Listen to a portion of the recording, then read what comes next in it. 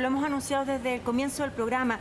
Amaro se incorpora y tuvo la oportunidad de entrevistar a la primera dama, Cecilia Morel, que no eludió ninguna pregunta, tampoco hubo temas que no se pudieran tocar. Es una conversación sincera, a fondo, tocando cada uno de los puntos más potentes en los ciudadanos, como país, y también ella como primera dama, pero también como mujer y como esposa del presidente de la República. Ahí está el trabajo de Amaro para Bienvenidos.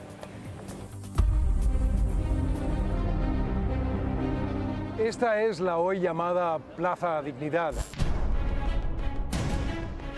Mucho se sabe acerca del sentimiento de la calle, su pulso, pero poco o nada acerca del sentimiento en los círculos más altos, más íntimos del poder.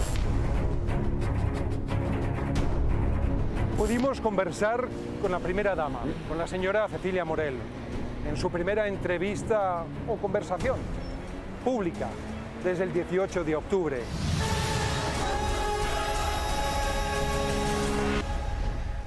Señora Cecilia, gracias por su tiempo ante todo, y yo quería invitarla a una conversación sincera. Y me gustaría empezar preguntándole justamente por marzo. Un marzo donde hay muchas personas con serios miedos. ¿Cómo ve usted el panorama de este comienzo, por así decirlo, de año? A ver, lo veo desde dos puntos de vista un poco contradictorios. Uno, lo que se dice, porque la verdad es que vienen muchos días que son importantes, partiendo por la entrada a clases, por el tema del Día de la Mujer el 8 de marzo, viene el 11 de marzo, que es el aniversario del gobierno que pensamos el tercer año, viene el Día del Combatiente, y por lo tanto son muchos eventos. Pero por otro lado, siento que también nosotros estamos haciendo como profecía autocumplida. O sea, es como pavimentar el camino para decirles sí, estamos preparados para la violencia.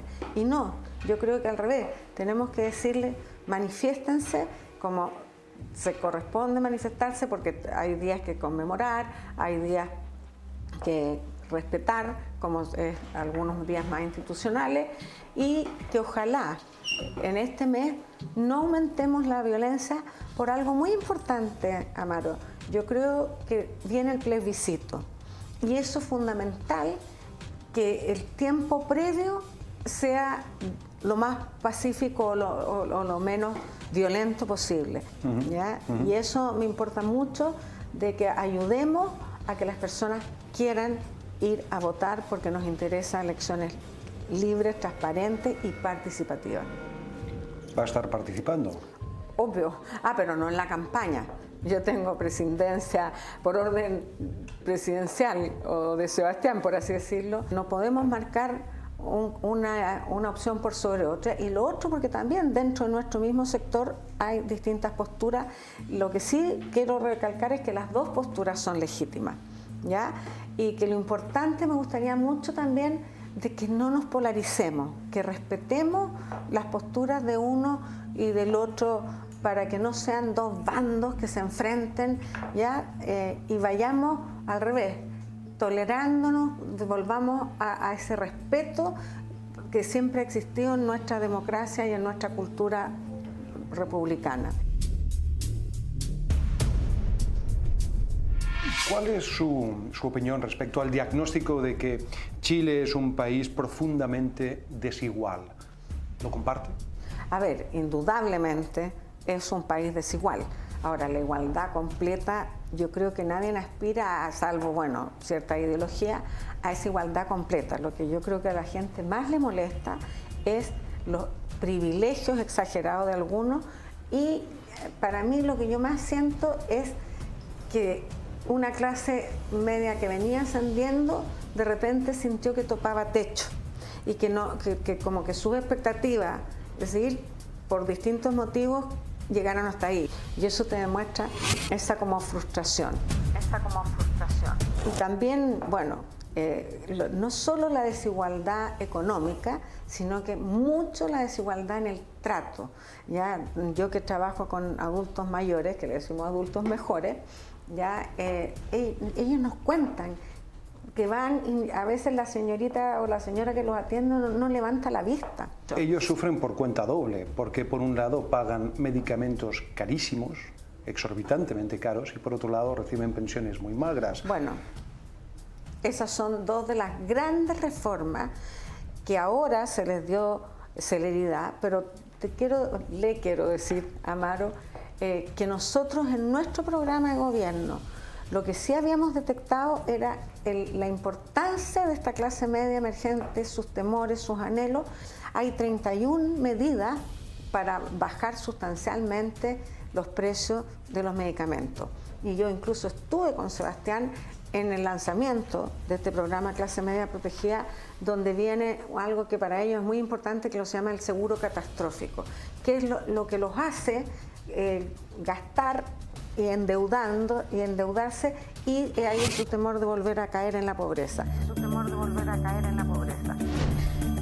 Apelando justamente a toda esa información que usted conoce de la clase media, si usted fuese clase media y siendo madre, ¿saldría a las calles a protestar?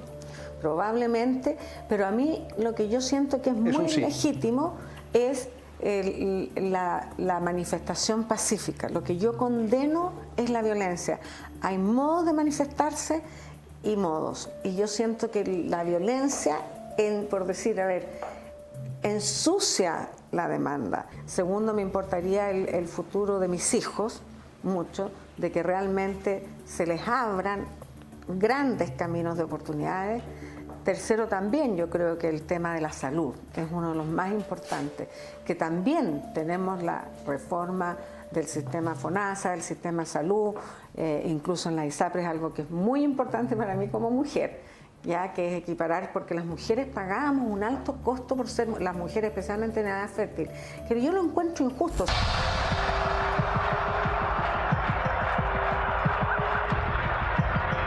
¿Sabes qué?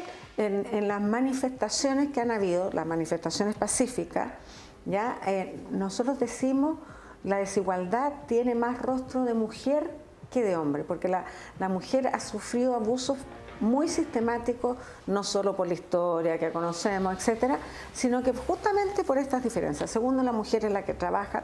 Todavía no hemos alcanzado la corresponsabilidad que queremos, porque ese es un tema cultural y sabemos que cambiar los patrones culturales toma tiempo. Tiene que salir a trabajar, volver a casa. Es generalmente la que más se preocupa, por ejemplo, de llevar a los niños al hospital, de solucionar, es la que cuida, por ejemplo, a las personas que empiezan a tener dependencia en sus hogares, y tiene que además, acuérdate que tenemos muchas mujeres que no tienen ingresos o muy bajos y que tienen que mantener su familia, porque también muchísimos hombres, desgraciadamente, tristemente yo diría, se han desligado de su paternidad, como si la paternidad... El violador eres tú. A ver... ¿Suscribes a ti? A ver, la encuentro indudablemente muy agresiva en el sentido de que no todos son así, que hay muchos hombres que sí colaboran, sobre todo las nuevas generaciones ya están mucho más en tema de paridad, están asumiendo nuevos roles, pero lo que yo creo que... No le gusta. No me gusta la frase misma, pero sí lo que siento que hizo este movimiento es que yo creo que lo que más ellas se rebelaban era contra el poder y el patriarcado, ¿ya? Y permitió que muchas personas que no se atrevían a hablar de temas de abuso anteriores pudieron hacerlo. ¿Qué es lo que le molesta de esa campaña en particular? A ver, me molesta que nos enfrentemos los hombres con las mujeres. O sea, yo siento que ya en este gran movimiento ya ha habido esta polarización que creo que es nefasta, negativa para la sociedad, para la democracia, para también los valores del respeto, del escucharnos unos a otros. Siento que ya que empecemos que esta desigualdad hombres-mujeres también nos lleva a una polarización. Señora Cecilia, ¿cómo lo sorprendió el estallido social del 18 de octubre? Yo creo que lo que no nos dimos cuenta fue de esta rabia acumulada. Yo creo que eso fue... ¿Y no la entiende? No, no es que no la entienden, no la vimos. a ese nivel de rabia. ¿Ya? Vimos que había ese malestar, como te digo, al crear y diagnosticar que la clase media está abandonada de políticas públicas, pero no vimos ese nivel de rabia, frustración acumulada. Ese fue que, además, bueno, yo siento que en este movimiento uno de los grandes problemas que tenemos es que no hay un solo diagnóstico. El diagnóstico común es el de las demandas sociales, ¿ya? Pero hay muchos otros diagnósticos, por ejemplo, el que dice que hoy día los jóvenes no tienen límite. Si me permite, volviendo al concepto de la rabia y no verla, ¿acaso no eso no acusa, y hago la pregunta, cierta negligencia en el sentido de no estar a mano y a tono con síntomas país? A ver, yo creo que más que negligencia es como desconexión, y esa es la palabra. A mí me pasa algo, Amaro, que lo digo con humildad. Yo he tenido la oportunidad de recorrer este país literalmente de Arica, ya ni siquiera hasta Punta Arenas, hasta la Antártica, pero así todo, yo que creía, y ese es un error mío, yo que creía conocer toda la realidad de las diferencias en nuestro país, de cómo vive la gente, así todo no vi eso. Quizás no vi ese nivel de rabia, ¿ya? Sí veía muchas demandas. Nosotros trabajamos con el programa Adulto Mejor, que justamente tenemos un consejo ciudadano, o sea, ellos nos van dirigiendo y ellos nos planteaban fuertemente lo que tú dices, el tema de las pensiones, el tema de los medicamentos, el tema del transporte, el tema del maltrato. En este mes queremos que se apruebe con las perfecciones que necesiten, etcétera, lo que nosotros tenemos como reforma a las pensiones de la clase media.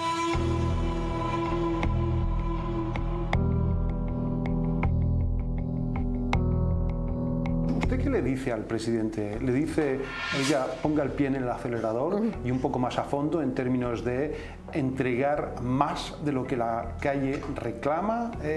¿Qué le señala? A ver, yo primero que nada más que señalar, porque llega el pobre con que le dicen por un lado, por otro, o sea, ser presidente es muy difícil siempre, pero especialmente en tiempos de crisis, que tú recibes opiniones absolutamente opuestas, ¿ya?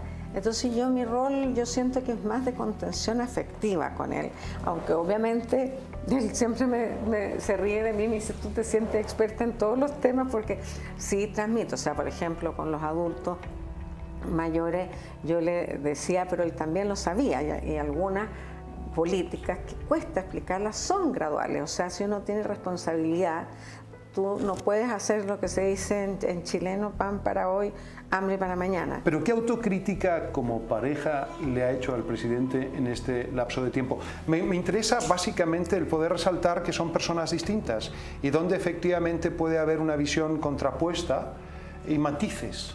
Bueno, hay matices desde la forma de hablar, desde la forma de relacionarnos, pero yo creo que cada persona, yo imagínate, llevo 46 años casada, y una de las cosas que más les cuesta a las parejas es aceptar la forma de ser de la otra persona.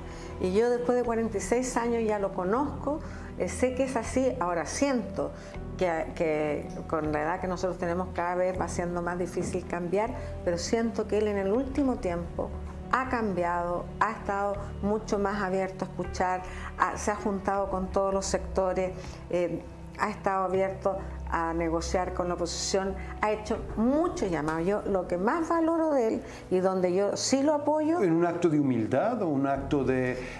Yo siento que está más humilde, que ha reconocido sus errores, que ha reconocido, o sea, que se ha abierto a recibir distintas proposiciones, se ha abierto incluso a modificar cierta parte del programa. Nosotros no teníamos la reforma constitucional, o sea, el cambio a la Constitución completa. Teníamos reformas constitucionales puntuales, pero no el cambio de la Constitución. Esa fue una búsqueda de un camino de paz. Y yo eso se lo celebro mucho y en eso yo lo he apoyado mucho. Mi rol fue, como te digo, escuchar, acoger, sí. Y me junté con adultos mayores indudablemente, con mujeres, con jóvenes, con artesanos, por ejemplo, como te digo, incluso con personas de otras tendencias políticas.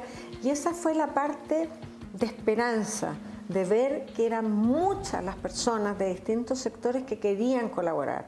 Después esto desgraciadamente se fue polarizando, sí. Pero igual hay personas que siguen colaborando, por ejemplo la última carta de estas más de 200 personas que siendo de oposición ya están pidiendo que hagamos un pacto por la paz, de condena, que ha sido algo que yo echaba de menos, o sea, una condena categórica, sin ambigüedades, a la violencia. Pero ahora, violencia venga de donde venga, ¿ya? O sea, nosotros... Violencia del Estado también. También. Nosotros... ¿Y la reconoce? Por supuesto, pero lo que sí que hay que distinguir, yo le quiero decir a las personas que nos están escuchando, una cosa es la violencia como una, o sea, el atropello de los derechos humanos como una política de Estado, que es lo que se da en las dictaduras. Y otra cosa es cuando son excesos o atropellos de grupos que por A, B o C o no cumplen los protocolos o se ven excedidos, ya, o por razones también de equivocaciones personales. Lo que sí quiero recalcar es que no es una política de Estado, que no es una política de nuestro gobierno, por eso que siempre se ha dicho que no es violaciones sistemáticas, lo han reconocido personas de todas estas... Pero sí se han cometido graves errores. Sí, por supuesto. Y a su juicio debiera reformarse entonces la policía Carabineros en Chile. A ver, ahí me hace una pregunta que excede mi ámbito. Yo no soy ministra del Interior, pero sí también... Como ciudadana. Claro, sí también está la reforma de Carabineros, ya también está en el Congreso, pero... no quiero referirme porque siento que también le hago esta el planteamiento polarización... de otra manera. Entonces, ¿usted estaría, por ejemplo, dispuesta a recibir a una persona que haya perdido un ojo si es que esa persona muestra la voluntad también de conversar? Por supuesto, por supuesto. De hecho, nosotros lo pensamos. A ver, más que diría, le daría un abrazo. Yo soy muy de piel. ¿Qué le puedo decir? O sea, pero sería, es que lamento, es interesante, sí.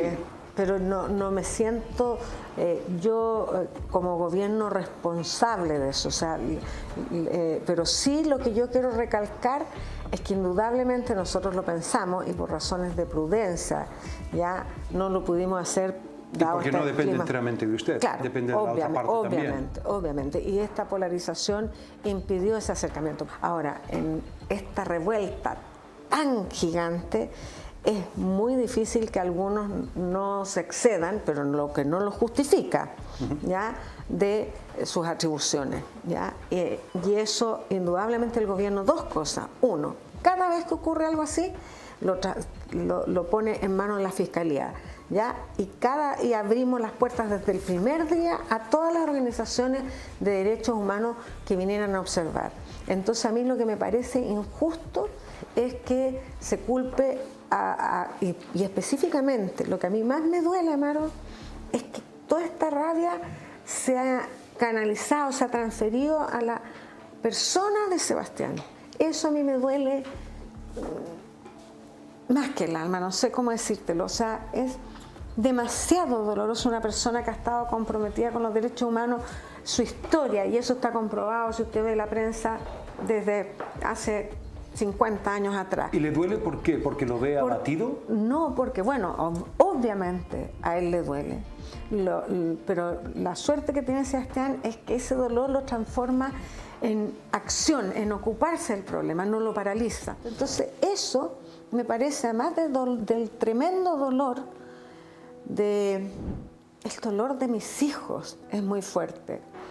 Y veo que se emociona, ¿eh? Eso es también injusto, porque como te digo, tú no puedes responsabilizar a una persona de, como te digo, todos los problemas acumulados por años de años de años, porque para haber llegado a este nivel de rabia, de odiosidad, de odio, no es algo que surge de un día para otro, es algo acumulado por muchos años. ¿Se ha sentido de alguna manera que su familia ha sido marginada, acorralada, culpada injustamente? ¿Esa soledad, esa traición? Yo siento que más que como familia es nuestra solidaridad con Sebastián. Siento que aquí el más castigado ha sido él. Ya, bueno, porque él es la autoridad, indudablemente él es el presidente de Chile. Pero eso afecta a mis hijos que, gracias a Dios... ¿Y por qué les afecta? Porque su padre, su papá. O sea, cuando tú ves así de maltratado a tu padre, así de acusado, pero de los horrores máximos, ya, obviamente que les afecta. O sea, todos han estado, gracias a Dios también, nos hemos, como se dice en chileno, apañado mucho entre nosotros, porque lo necesitamos. Ellos han sido, pero de un cariño, de una fortaleza. Le escriben mensajes: papá, te damos fuerza, papá, suerte, papá, te entendemos, papá, no te dejes abatir. O sea, si tuviera el WhatsApp familiar, es de un cariño y de un apoyo incondicional. Y también, por suerte, hemos tenido apoyo de los amigos cercanos y de ciertos grupos. Pero, como te digo, es inevitable el dolor. Porque yo digo una cosa que a lo mejor no la debiera decir. Hay, desgraciadamente, en esta polarización, hay odio. Y yo le digo, el odio es algo que tú sientes como si fuera así, ¡pa, pa, pa! Como mil.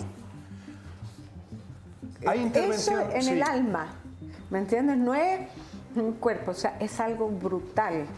Te diría que incluso a veces han habido manifestaciones que yo las encuentro, además de injustas, inhumanas. ¿Ha habido depresión? No, gracias a Dios, pero sí, a ver, sí, momentos, no, él es más fuerte.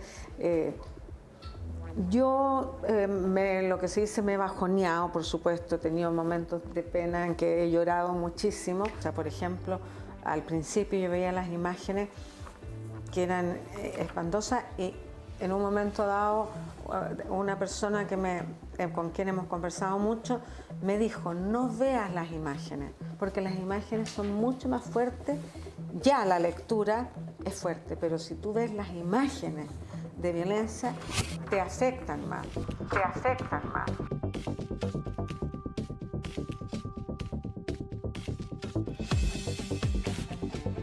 Cuando se filtra ese audio, por ejemplo, ¿a qué obedece? Y puede ahondar en ese concepto. Yo rescato de lo que escuché: vamos a tener que ceder nuestros privilegios. A ver, ¿puede ahondar? Sí, yo en ese momento, esto fue el domingo, yo lo que vi era de las imágenes más traumáticas, quizás la que tengo más grabada, y por eso que fue importante no ver tantas imágenes, fue fuego, fuego, fuego.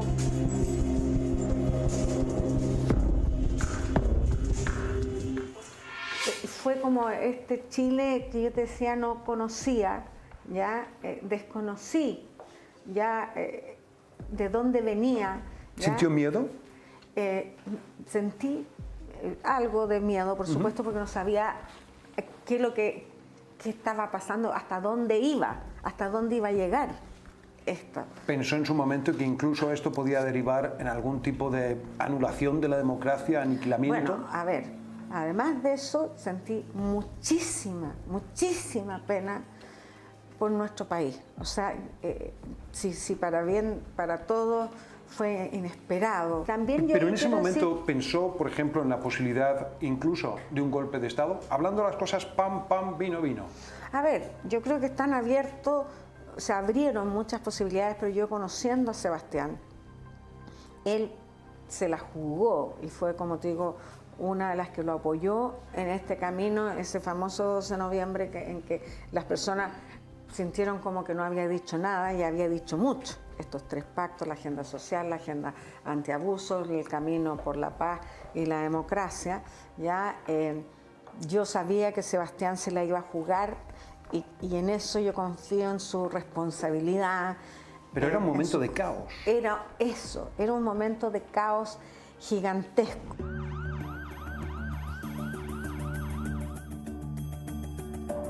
Y nadie estaba preparado para enfrentar. Y por eso yo digo... Por eso, ¿qué escenarios contemplaba usted? ¿Qué a ver, escenarios estaba viendo? ¿Sabe qué me pasó? Es que a mí en ese momento, quiero decir, yo no, ahí no representaba la voz del gobierno. Esto fue, no todas las personas lo saben, fue en un contexto de intimidad, como un desahogo, como un... ¿ya? En que tenía... Un audio privado con una amiga. Claro, y tenía una confusión de que no entendía lo que estaba pasando, no tenía aprensiones, había tenido justamente estas reuniones con las organizaciones no gubernamentales en que me habían dicho que una de las cosas que más le molestaba a las personas eran los privilegios, ¿ya? Entonces como que llegué esa tarde con la cabeza con mil entre emociones, pensamientos. ¿Temió por su familia? He temido... ¿Sinceramente? He temido, pero ¿sabes qué? Al revés, por otro lado he visto que gracias a Dios a ellos no, porque como te digo, desgraciadamente todo se concentra en la figura de Sebastián.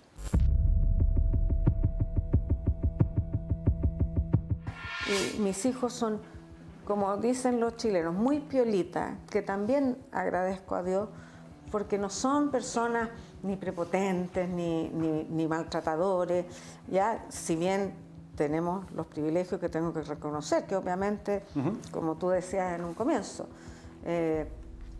pero creo que... Disminuir nuestros privilegios y compartir con los demás. Claro, es que ahí siento como lo que yo te decía. A ver, primero, yo no estaba en términos racionales, estaba en términos 100% emocionales. En un momento en que sí me sentí sobrepasada por estas cantidades de emociones, de como quien dice, estupor de lo que estaba pasando, y hablé desde el alma, esa parte mía, ¿ya? Y aprendí que a pesar de todo, yo para esa persona yo también represento el gobierno. Entonces, de que ahí se haya difundido, como diciendo, ceder. Sí, pero... Cuando yo digo compartir nuestros privilegios, no lo digo solamente a nivel material, porque como te digo, nosotros somos muy antiasistencialistas, ¿ya? Es parte también del ideario de la centroderecha, que no cree en el asistencialismo ni en el dar. Nosotros creemos mucho en el mérito. Lo que pasa es que lo que tenemos que abrir es caminos para que ese mérito tenga las posibilidades de florecer para todos. Lo interesante de lo que me está diciendo es que esto, que fue un exabrupto, finalmente es lo necesario en Chile. No sé si es lo necesario. Disminuir nuestros privilegios y compartir con los demás. Sí, pero sobre todo, como yo lo digo, como a nivel humano. O sea, yo siento que también, Amaro, había muchas demandas y una también era de sentirse parte de un mismo país. Ya estábamos también parte de la modernidad o de lo que sea, ya como cada uno, como se dice, en sus territorios o en sus burbujas, por así decirlo. Y no estábamos unidos. O sea, por ejemplo, muchos jóvenes, que es algo que se ha analizado, de sectores muy privilegiados, iban a las marchas. Y yo creo que esa necesidad de sentirse perteneciente a un país, no solo a su grupo comunitario o lo que sea. ¿Le ha llamado la atención eso? Que gente que efectivamente tiene privilegios vaya a las manifestaciones. Un poco enunciando lo que usted como exabrupto, ¿verdad?, mencionó en ese audio. Claro, o sea, yo siento que había necesidad de pertenencia a un país, a una sociedad, que también era un reclamo de las personas, es decir, nosotros no tenemos voz y queremos tener voz en las decisiones también de gobierno o política, pero también personas de todos los sectores, especialmente los jóvenes que son más idealistas, se dieron cuenta que están muy aislados y que quieren conocer otras realidades. Pero ¿quién es responsable de esta suerte de hecatombe? En el sentido de una clase alta obnubilada, ciega, un empresariado, gran empresariado indolente. ¿Dónde asigna las responsabilidades? A ver, lo que yo le decía al comienzo, que no hay un diagnóstico único, pero sí creo que de la clase política, sin lugar a duda. Sí. ¿Ya? ¿Y quién es más? También los empresarios han hecho, muchos de ellos mea culpa,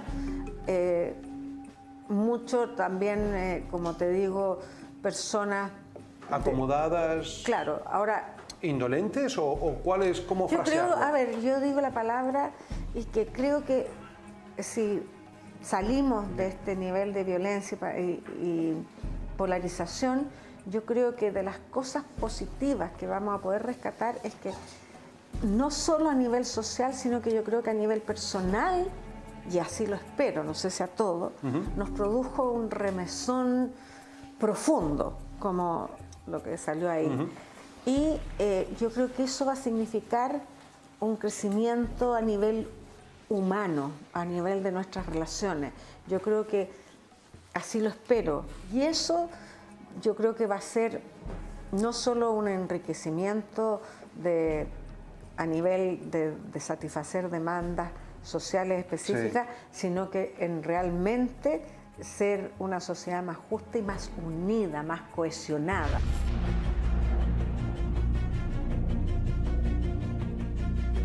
Para mí hay un tema que me importa mucho, Amaro, que es, me preocupan los jóvenes que están en la violencia. Que yo digo, ¿cómo ayudamos a esos jóvenes a encauzar esa energía que hoy día se transmite en violencia, en ¿Los intolerancia? ¿O los condena? A ver, condeno la violencia, pero me preocupan, o sea, los condeno porque siento que están destruyendo y que no se dan cuenta del daño. O sea, hoy día más de 7.000 pequeños y medianos y microempresarios están dañados, sin trabajo, hay más de 300.000 desempleados. O sea, lo que las demandas sociales están pidiendo, tal vez muchas no van a poder ser satisfechas si seguimos con este daño económico que se ha producido. O sea, ¿quiénes son los que más han sufrido? Son justamente las personas con menos recursos en sectores más vulnerables, los que se han quedado con supermercados quemados que tienen que entonces ir a otras comunas, los que les han quemado a sus propias comisarías que antes eran parte de la comunidad, etcétera. Pero quiero volver a lo que te estaba diciendo, le estaba diciendo a los jóvenes, que yo le decía, creo que a esos jóvenes va a ser difícil, es reencauzar esa energía a través de distintas posibilidades. La escolaridad, ¿sabes tú cuántas personas no han terminado la escolaridad en Chile? 5 millones de personas no han terminado su escolaridad. Mira lo importante que es terminar la escolaridad para el trabajo, pero en relación a los jóvenes tenemos algo, los que están fuera del sistema escolar, algo que se llama aulas inclusivas, que se ha aprobado en México y en España, que es en los colegios que ya existen, tener aulas que los ayuden a nivelarse. Y también se ha comprobado, se hace también todo un trabajo con el resto del colegio, que no los segregan, al revés.